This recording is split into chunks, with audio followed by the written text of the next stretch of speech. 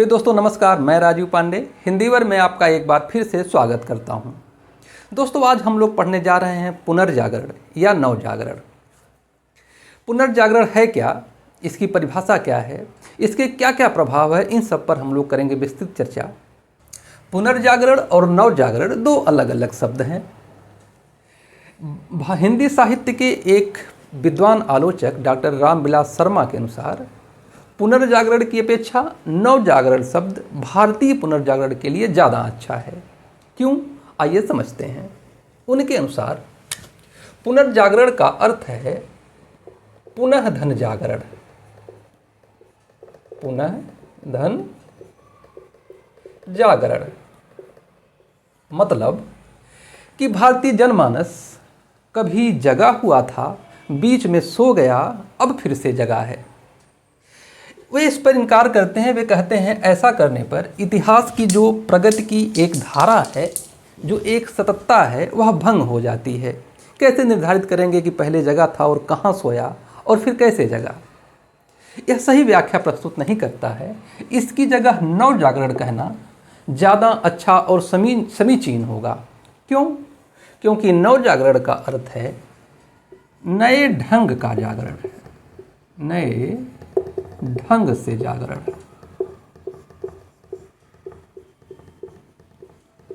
मतलब क्योंकि दो जाति एकदम अलग अलग प्रकार की जातीय संस्कृतियों की टकराहट से यह जागरण उत्पन्न हुआ था।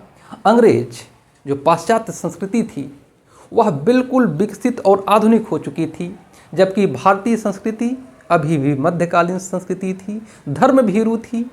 ऐसे में एक धर्म भीरू समाज की संस्कृति जब एक प्रगतिशील समाज की संस्कृति से टकराता है तो उन दोनों की टकराहट से एक नई, बिल्कुल नई ऊर्जा उत्पन्न होती है और उससे जागरण उत्पन्न होता है तो वह बिल्कुल नवीन प्रकार का होता है। इसलिए इसे नव जागरण कहना ज़्यादा अच्छा है, क्योंकि यूरोप में जो पुनर्जागरण है यह पहले ही हो चुका था। आइए देखते हैं कि वहाँ क्या हुआ था। तो कुस्तुनतुनिया पर 1453 में तुर्कों का अधिकार हो गया। तुर्की साम्राज्य वहाँ पर अपना अधिकार कायम कर ली। कुस्तुनतुनिया जो था यह एक विकसित नगर था। यहाँ पर विद्वान और व्यापारी सभी लोग रहा करते थे। इसके पतन के बाद वे लोग भाग करके यूरोप में चले गए। कहाँ चले गए? यूरोप में, खास तौर से इटली में। जब कुस्तुनतुनिया से विद्वान व्यापारी विकसित लोग यूरोप पहुंचते हैं तो उस समय यूरोप भी एक धर्मभीरू समाज था। वहाँ पर भी अभी रेनेसां नहीं हुआ था। वहाँ पर भी अभी जो चेतना थी वह बिल्कुल मध्यकालीन थी, जिसके लक्षण क्या हैं? सामंतवाद, मनुष्य की जगह ईश्वर की प्रतिष्ठा, उद्योग की जगह कृषि प्रधानता और सोच में एक रूढ़िवादिता। तो ये जो प्रमुख विशेषताएं हैं ये सब यूरोप में भी उस समय थीं। लेकिन जब कुस्तुनतुनिया से विद्वान, लेखक, कलाकार, व्यापारी यूरोप पहुंचते हैं इटली में, तो वहाँ पर भी इनका प्रभाव पड़ता है और वहाँ पर शुरू होता है पुनर्जागरण। पुनर्जागरण का परिणाम जीवन के सभी क्षेत्रों में व्यापक रूप से पड़ा। जो यूरोप में पुनर्जागरण हुआ उसका शब्द वहाँ पर था रेनेसां। रेनेसां, ठीक है। यह घटना हुई 15वीं शताब्दी में।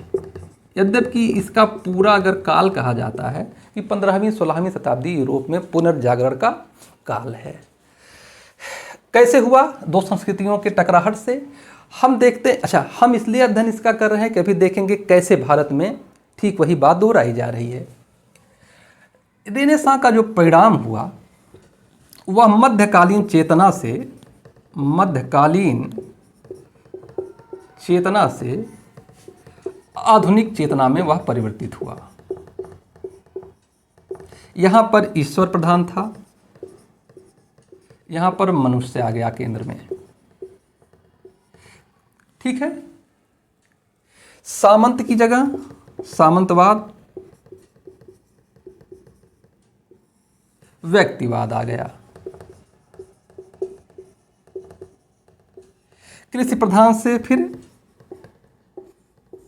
उद्योग प्रधान हो गया, औद्योगिक, या यूं कह सकते हैं कि इसकी रेनेसां का विभिन्न सेक्टर क्या क्या हुए। कला के क्षेत्र में बहुत व्यापक परिवर्तन हुआ, नई नई कलाकृतियाँ गई। लियोनार्डो दा विंची जैसे कलाकार उसी समय के हैं, दांते जैसे विचारक हुए। मतलब एक वैचारिक क्रांति, सांस्कृतिक क्रांति, कला में क्रांति, औद्योगिक क्रांति, जीवन के विविध क्षेत्रों में क्रांतियाँ उत्पन्न हो गई। जब यूरोप में औद्योगिक क्रांति हो गई तो वहाँ उद्योगों के लिए कच्चा माल चाहिए था, और जो वहाँ पर औद्योगिक उत्पादन होता था उस उत्पादन के लिए बाजार चाहिए थी। तो कच्चे माल और बाजार की तलाश में, क्योंकि यूरोप छोटा कॉन्टिनेंट है, वहाँ का बाजार बहुत बड़ा नहीं है, तो उस बाजार की खोज में वे लोग निकलते हैं।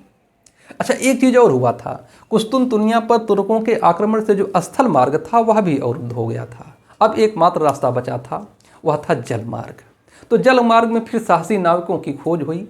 वहाँ के राजाओं ने जल यात्रा के लिए नाविकों को प्रोत्साहन दिया, और इसी क्रम में अमेरिका की खोज हुई, अफ्रीका की खोज हुई, और भारत की भी खोज हुई। हम जानते हैं कि 1498 में पुर्तगाल का एक नाविक केरल तट पर पहुंचता है, और फिर धीरे धीरे यूरोप की अन्य शक्तियां भारत में आती हैं, और उन सबको हरा करके उन सब में आपस में टकराहट होती है, और अंत में अंग्रेज भारत में अपना स्थायित्व प्राप्त करने में सफल होते हैं। तो वहाँ पर क्रांतियों के जो सेक्टर थे वह एक विस्तृत अध्ययन की बात है। अभी सिर्फ एक वहाँ पर क्रांति हो गई, वहाँ पर रेनेसां हुआ। उस रेनेसां के कारण यूरोपीय भारत तक पहुँचे, दुनिया के अन्य देशों में भी पहुँचे, लेकिन वे भारत तक पहुँचे। जब वे पहुँचे अपने कच्चे माल के लिए, बाजार के लिए, लेकिन अपने साथ लेकर के आए पूरा का पूरा रेनेसां में जो कुछ हुआ था वो पूरी संस्कृति लेकर के वे भारत में आए थे। कैसे आए थे, अब हम लोग भारतीय संदर्भ में उसे देखेंगे।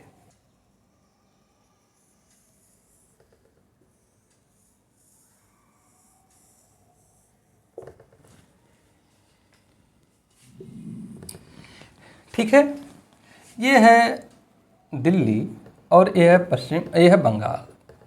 सबसे पहले वास्को डी गामा जल मार्ग से केरल पर पहुंचता है। यहाँ जमोरिन का शासक है, एक कालीकट का शासक था। अगर क्रम देखें यहाँ पर जो यूरोपीय शक्तियों का आगमन है, तो पुर्तगाल, डच, अंग्रेज और फिर फ्रेंच, इन शक्तियों का धीरे धीरे आगमन होता है। ये लोग आपस में टकराते हैं, और क्योंकि उस समय जिसकी नाविक शक्ति ज़्यादा थी, जिसकी नेवी मजबूत थी, वही व्यापार पर राज कर सकता था, तो इंग्लैंड ने अपने नाविक शक्ति के बल पर इन तीन अन्य शक्तियों को पराजित करने में सफलता प्राप्त की, और अंततः भारत के व्यापार पर एकाधिकार स्थापित किया। फिर बंगाल में आकर के हुआ क्या था, बंगाल क्योंकि दिल्ली से दूर था, यहाँ के शासक शुरू से ही अपनी स्वतंत्र सत्ता का उपभोग करते थे, इसलिए यूरोप के साथ ये स्वतंत्र रूप से गठबंधन या संधि करने में अपने को स्वतंत्र पाए, और इनसे व्यापारिक संबंध के साथ साथ प्रशासनिक संबंधों को स्थापित करने में अंग्रेज सफल हुए। जब बंगाल पर अधिकार हो गया तो अब उस पर शासन प्रशासन की व्यवस्था संभालने के लिए उनको नौकरशाहों की ज़रूरत हुई। इसकी आपूर्ति के लिए बिना भारतीय सहयोग के संभव नहीं था, लेकिन वे उच्च पदों पर अंग्रेज़ों को ही रखना चाह रहे थे। इसके लिए अंग्रेज से पढ़े लिखे अंग्रेज विद्यालयों की ज़रूरत हुई, प्रशिक्षण देने के लिए विद्यालयों की ज़रूरत हुई। 1800 ईस्वी में फोर्ट विलियम कॉलेज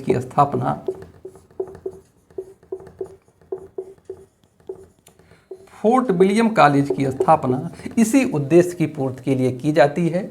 मतलब अंग्रेज से आए हुए अंग्रेज अधिकारियों को भारतीय संस्कृति, सभ्यता और भाषाओं के प्रशिक्षण देने के लिए 1800 में फोर्ट विलियम की स्थापना होती है। इसके पहले प्रिंसिपल होते हैं जॉन गिलक्राइस्ट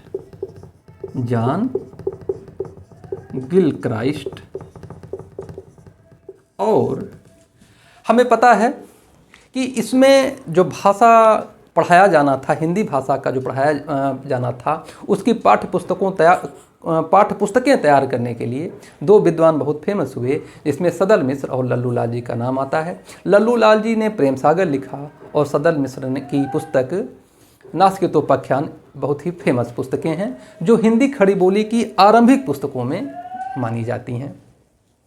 इस प्रकार से 1800 ईस्वी में जो फोर्ट विलियम कॉलेज की स्थापना हुई थी, उसके माध्यम से, दूसरा था ईसाई मिशनरियों के माध्यम से, ईसाई मिशनरीज।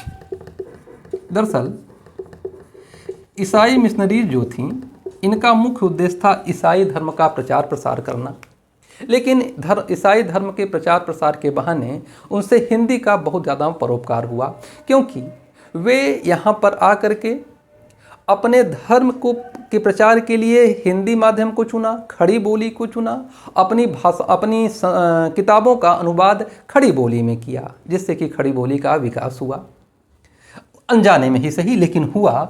और इसी समय 1817 में हिंदू कॉलेज की स्थापना होती है, हिंदू कॉलेज। इस प्रकार से धीरे धीरे भारतीयों को पढ़ने का भी अवसर मिला, हिंदी का भी विकास हुआ, और वह अंग्रेज से भी लोग आकर के भारतीय संस्कृति पर अपना प्रभाव डालना शुरू किए। ईसाई मिशनरियों ने भारतीय धर्म को प्रभावित करना शुरू किया। इन सब की टकराहट से, क्योंकि जब भारतीय लोग अंग्रेजों के संपर्क में आए तो अंग्रेजी का अध्ययन शुरू किए, अंग्रेजी साहित्य का अध्ययन शुरू किए, और एक तरफ अंग्रेज लोग भारतीय संस्कृति को नीचा दिखाने लगे, अपने धर्म परिवर्तित कराने लगे। इन सब की टकराहट से जो भारतीय मध्य वर्ग था वो आंदोलित हुआ, वह सचेत हुआ, सजग हुआ, और उसने इस नई जो वहाँ की चेतना आई थी पाश्चात्य की, जो औद्योगिकरण था, मानववाद था, इसको स्वीकार किया, और बहुत सारे मध्यवर्गीय चेतना, धार्मिक आडंबर, रूढ़वादिता और मनुष्य के जगह जो ईश्वर का स्थान था, उन सबको धीरे धीरे इन्होंने सुधारना शुरू किया।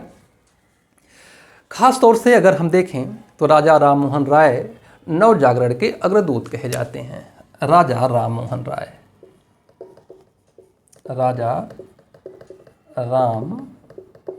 मोहन राय जी जो हैं, ये हिंदी नव जागरण या भारतीय नव जागरण के अग्रदूत कहे जाते हैं। 1828 में इन्होंने ब्रह्म समाज की स्थापना की। अब ये तो हुआ कि नव जागरण की जो पृष्ठभूमि थी वो कैसे निर्मित हुई थी, अभी तक हम लोगों ने ये पढ़ा। ये पढ़ने के बाद हम लोग सीधे परिभाषा पे आते हैं कि इसकी परिभाषा हुई क्या। प्रसिद्ध हिंदी आलोचक डॉक्टर राम स्वरूप चतुर्वेदी जी की परिभाषा, उन्होंने इसे परिभाषित करने की कोशिश की है, उसी को हम लोग समझते हैं कि नव जागरण दो जातीय संस्कृतियों की टकराहट से उत्पन्न एक रचनात्मक ऊर्जा है। तो आज इतना ही। आज हम लोगों को परिभाषा और पृष्ठभूमि को जाना है। अगली वीडियो में हम लोग इसके तत्व और इसके प्रभाव को और जानेंगे। तब तक के लिए नमस्कार, धन्यवाद।